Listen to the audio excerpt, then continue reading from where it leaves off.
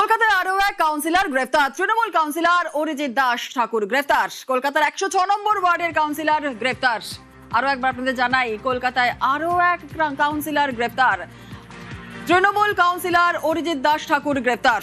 কলকাতার 106 নম্বর ওয়ার্ডের কাউন্সিলর গ্রেফতার। এর আগেও আমরা দেখেছিলাম যে আরো দুজন কাউন্সিলর গ্রেফতার হয়েছিল। এবার কলকাতায় আরো এক কাউন্সিলর গ্রেফতার। তৃণমূল কাউন্সিলর অরিজিৎ দাস ঠাকুর গ্রেফতার। কলকাতার 106 নম্বর ওয়ার্ডের কাউন্সিলর গ্রেফতার। তোলাবাজির অভিযোগে গ্রেফতার এই তৃণমূল কাউন্সিলর। এখনো পর্যন্ত কলকাতা 3 কাউন্সিলর গ্রেফতার। সুদীপ পল্লে, সচিন সিং এর পর ধৃত অরিজিৎ।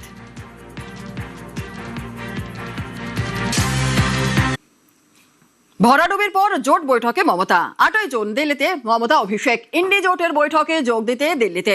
8ই জুন দিল্লির কনস্টিটিউশন ক্লাবে জোটের বৈঠকে থাকার কথা কাদের কাদের রয়েছে, কি আপডেট পাচ্ছি আমরা? মৈত্রী রয়েছে, আরো বিস্তারিত বলবে মৈত্রী।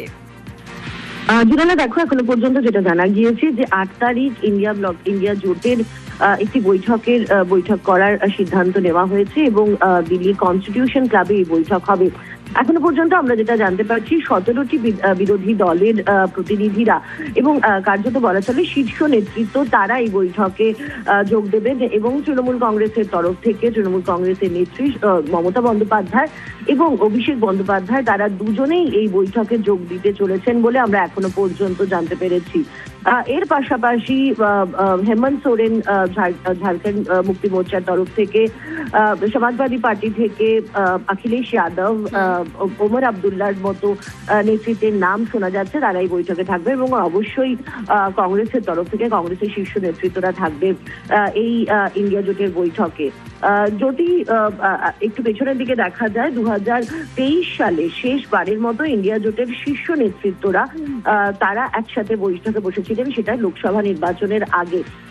তারপরে কিন্তু একাধিক ইন্ডিয়া জোটের বৈঠক হয়েছে, কিন্তু কখনোই একসঙ্গে এত বিরোধী জোটের যারা শীর্ষ নেতৃত্বরা রয়েছেন তারা একসঙ্গে বসেছেন সেই ছবি কিন্তু খুব একটা দেখা যায়নি। এবং যেটা হতে চলেছে এই 8 তারিখ কনস্টিটিউশন ক্লাবে, এখনো পর্যন্ত যেটা আমরা জানতে পারছি যে মমতা বন্দ্যোপাধ্যায়, অভিষেক বন্দ্যোপাধ্যায়, তারা দুজনেই আসবেন এই বৈঠকে যোগ দেওয়ার জন্য। এবং বাকি এখান থেকে, এই বৈঠক থেকেই সিদ্ধান্ত হবে যে বিরোধীরা আগামী দিনে কিভাবে সরকারের বিরুদ্ধে তাদের যে লড়াই এবং যে তাদের যে বক্তব্য, সেটা তাদের কি বক্তব্য থাকবে, অবশ্যই সেদিকে আমাদের নজর থাকবে। ধন্যবাদ মৈত্রী।